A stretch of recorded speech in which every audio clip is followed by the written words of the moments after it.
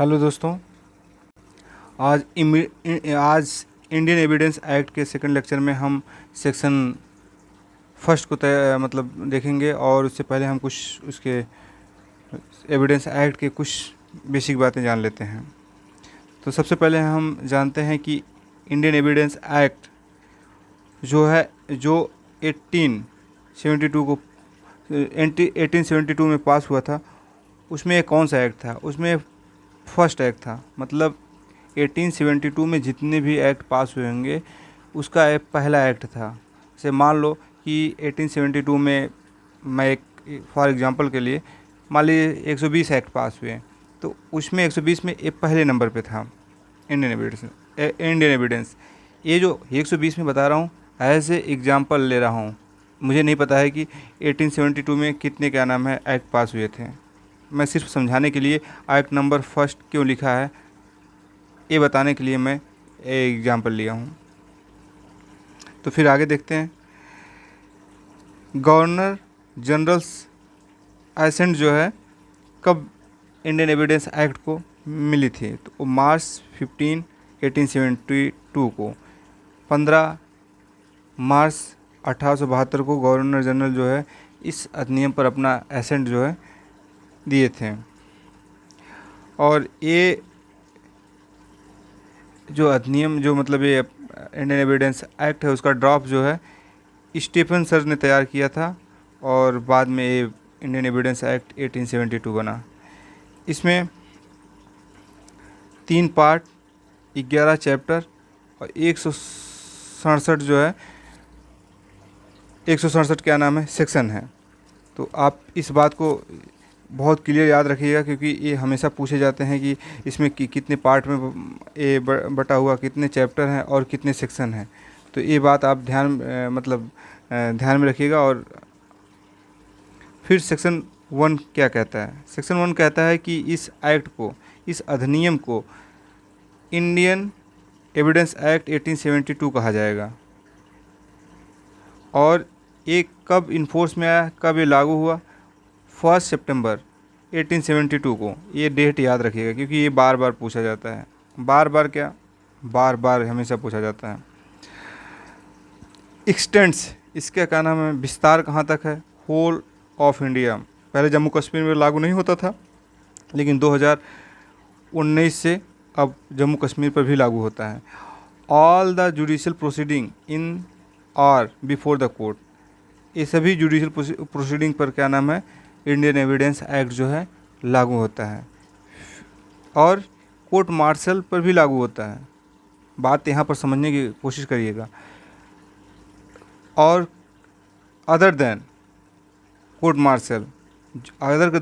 Martial मतलब अगर कोई कोर्ट मार्शल एक्ट मतलब मार्शल इस्टेब्लिश होता है आर्मी एक्ट के अंतर्गत, नावल डिसिप्लिन एक्ट के अंतर्गत, इंडियन नेवी डिसिप्लिन एक्ट 1934 या एयर फोर्स एक्ट के द्वारा अगर कोई कोर्ट मार्शल इस्टेब्लिश होता है तो वहाँ पर इंडियन एविडेंस एक्ट लागू नहीं होता है। ये चारों एक्ट जो है वेरी इंपॉर्टेंट है।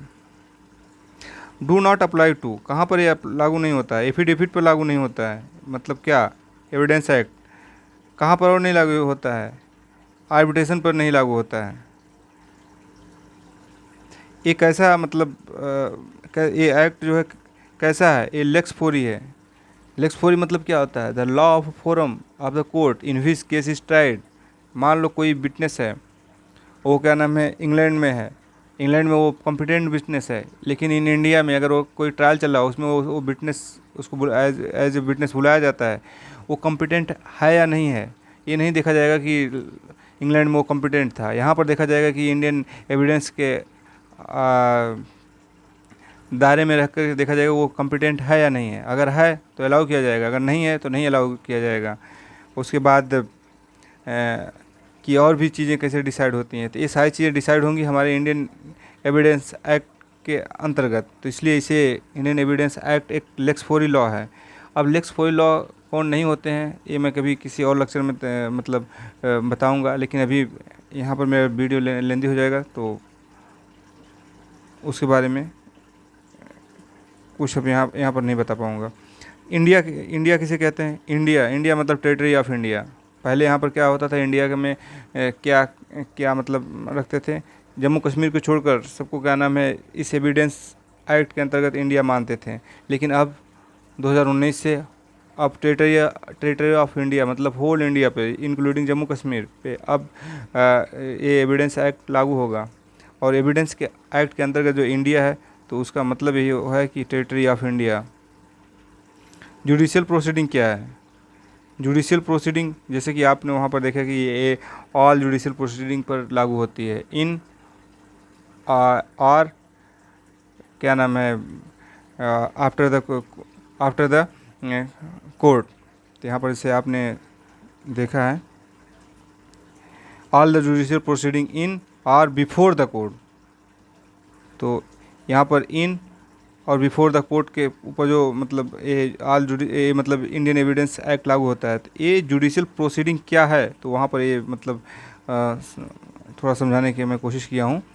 N inquiry is judicial if the object of it is to be determine a jural relation between one person and other or group of person. किसी भी का नाम है ये कोई इंक्वायरी है उसमें किसी जुरल रिलेशन का मतलब डिटरमाइन किया जा रहा है one person and other person के बीच में, तो उसे हम कहेंगे क्या नाम है जुडिशियल प्रोसीडिंग। इंक्वायरी जो है सीआरपीसी के अंतर्गत जो है कौन करता है? इंक्वायरी सीआरपीसी के अंतर्गत जज करता है, ये ध्यान रखिएगा। तो अगर कोई इंक्वायरी हो रही है जिसमें कोई जुरल रिलेशन किसी के बीच में डिसाइड होना है तो उसको हम कहेंगे कि जुडिशियल प्रोसीडिंग चल रही है।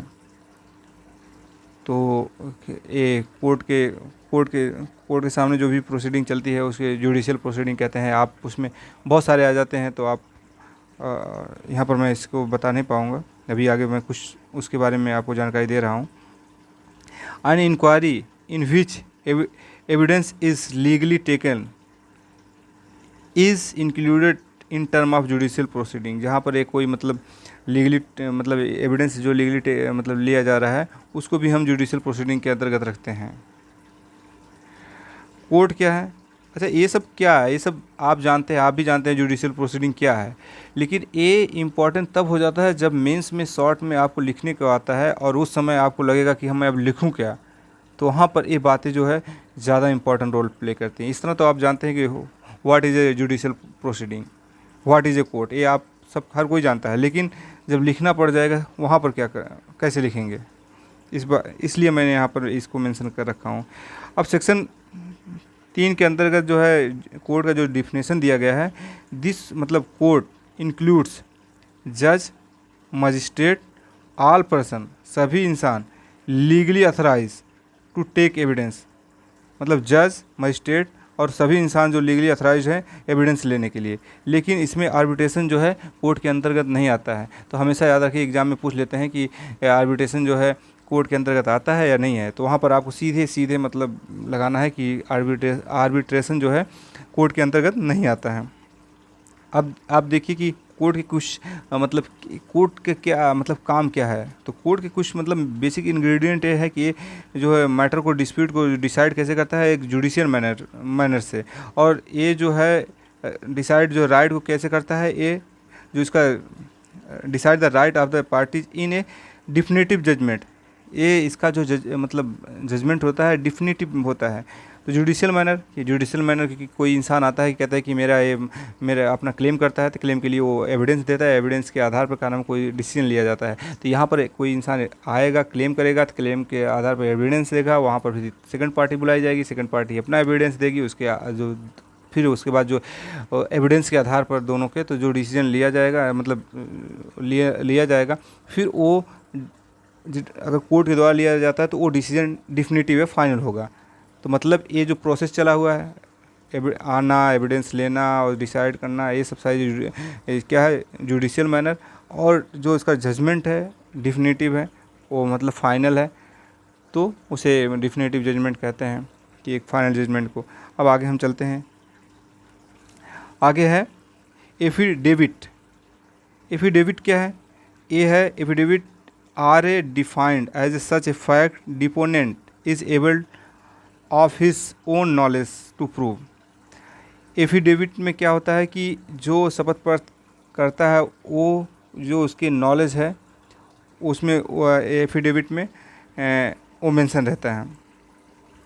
अब फिर क्या एफिडेविट क्यों का नाम है एविडेंस के रूप में नहीं लिया जाता है, तो उसको हम लोग देखते हैं। पहली बात है कि an affidavit can not be use as a evidence के रूप में नहीं लिया जाएगा है unless the law specifically permit certain matter to be proved by the affidavit.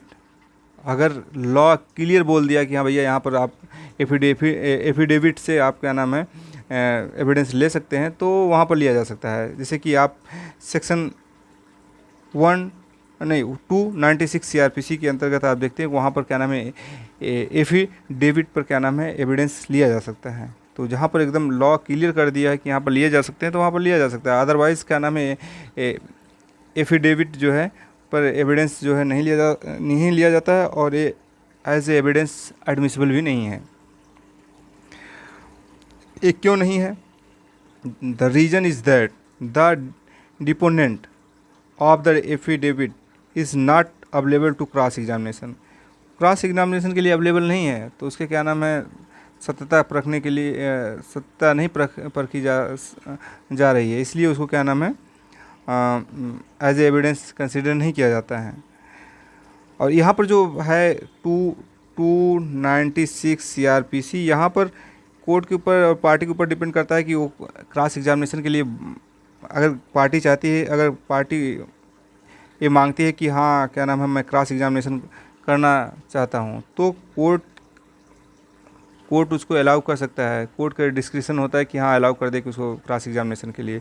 तो यहाँ पर मतलब यहाँ पर क्रॉस एग्जामिनेशन हो जाता है अगर मतलब कोर्ट चाहती है और पार्टी उसको मतलब अपने विचार रखती है कि मुझे क्रॉस एग्जामिनेशन करना है। तो यहाँ पर और हाँ बात यहाँ पर थी कि यहाँ पर क्रॉस एग्जामिनेशन नहीं होता, इसलिए एफिडेविट को क्या नाम है एज ए एविडेंस कंसीडर नहीं किया जाता है। आगे देखते हैं। अगर कोई सुओ मोटो से कोई का नाम है एफिडेविट कोर्ट में प्रस्तुत करता है तो वहाँ पर और वो एफिडेविट जो है under direction of the court के अंडर डायरेक्शन में नहीं है, उसको क्या नाम है एज ए एविडेंस नहीं कंसीडर किया जाएगा। जैसा कि आपने बता दी वही बात क्या नाम है यहाँ पर फिर मेंशन है। तो एक दूसरे तरीके से अब कोर्ट में क्या है, कोर्ट को एक बार और देख लेते हैं। ये कोर्ट क्या है, फिर आप उसमें कोर्ट अगर समझ पाएंगे तो वहाँ पर जानेंगे कि हाँ कोर्ट की प्रोसीडिंग क्या होती है, जुडिशियल प्रोसीडिंग, तो वो भी समझ पाएंगे आप। अगर एक मजिस्ट्रेट जो है और वो प्रिलिमिनरी इंक्वायरी करता है under section 164 of CrPC in police investigation, it does not exercise the function of the court, वो कोर्ट का फंक्शन एक्सरसाइज नहीं करता है। तो ये किस केस में कहा गया था? ये क्वीन इम्प्रेस वर्सेस वर्मा के 1886 में इस बात को कहा गया था। तो अब बात करेंगे मेरा क्या नाम है हम लोगों का जो मतलब ये सीआरपीसी है 1973 का है और केस जो है 1886 का है, तो ये कैसे मतलब हो सकता है? तो ये प्रोविज़न जो हमारा प्रीवियस क्या नाम है सीआरपीसी थी वहाँ पर भी मेंशन था, तो इस वजह से उस प्रोविज़न पर क्या नाम है केस डिसाइड हुआ है। तो वही प्रोविज़न हमारे यहाँ पर भी मतलब ले रखे हैं इन सेक्शन का नाम 164। तो इसलिए क्या नाम है उस केस में डिसाइड किया गया था कि यहाँ पर जो है ये फंक्शन जो है मजिस्ट्रेट का वो क्या नाम है कोर्ट का फंक्शन नहीं है। अगर एक मजिस्ट्रेट कमिट करता है किसी को केस को क्या नाम है सेशन कोर्ट को, तो एक फंक्शन ऑफ कोर्ट कहा जाएगा। तो आपको ये बताना है कि किस सेक्शन में ये कहा मतलब है मेंशन है कि मजिस्ट्रेट जो है कोई क्या नाम है केस को कमिट करेगा सेशन कोर्ट को। तो इसको ज़रूर क्या नाम है एक बार नोटिस करिएगा। तो कमिटिंग क्या होता है? कमिटिंग को कहते हैं ना कि कमिटिंग आप समझिए एक साधारण भाषा में कि एक ट्रांसफ़र करना है कि अगर कोर्ट जो मजिस्ट्रेट है वो कम्पिटेंट नहीं है सुनने के लिए, तो वो क्या करता है कि वो मतलब आ गया और वो उसको पता मतलब उसको केस को देखने के बाद वो लगता है कि ये मैं मतलब कम्पिटेंट नहीं हूँ कि मतलब इसको सुनने के लिए, तो वो क्या करता है, वो कमिट कर देता है कोर्ट केस को। तो और वो फिर सेशन जज को मतलब वो पास चला जाता है, तो सेशन जज उस केस को फिर सुनता है। इस बात इसको कमिटिंग कहते हैं। एक कमिटिंग जो है ज़रूर याद रखिएगा। Family court is a court. Family court is a court. एक किसमें कहा गया था ये फैमिली कोर्ट एक कोर्ट है? तो ये जो है मुन्ना लाल बस स्टेट ऑफ यूपी में कहा गया था कि फैमिली कोर्ट जो है एक कोर्ट है। फिर इंडस्ट्रियल ट्रिब्यूनल जो है इज़ ए कोर्ट। अच्छा, इंडस्ट्रियल ट्रिब्यूनल जो है सेक्शन 7 जो है इंडस्ट्रियल डिस्प्यूट एक्ट के अंतर्गत क्या नाम है इस्टेब्लिश किया गया है। इसको भी क्या नाम है एज ए कोर्ट कंसिडर किया जाता है। तो thank you for listening and watching my video. और वीडियो थोड़ा लेंदी हो चुकी है, तो मैं कोशिश करूँगा कि आगे से कि वीडियो थोड़ा छोटी हो। और हाँ, यहाँ पर जो भी मैं कंटेंट मेंशन कर रहा हूँ वो एग्ज़ाम पॉइंट ऑफ व्यू से वेरी वेरी इंपॉर्टेंट है। तो अगर आप जुडिशरी के एग्ज़ामिनेशन की तैयारी कर रहे हैं या करना चाहते हैं तो आप इस वीडियो को ज़रूर देखिए, ध्यान से देखिए। तो ध्यान से देखने के बाद आप प्रीवियस ईयर का क्वेश्चन लगाइए, तब आप समझ पाएंगे कि इस वीडियो का महत्व क्या है। Okay, thank you.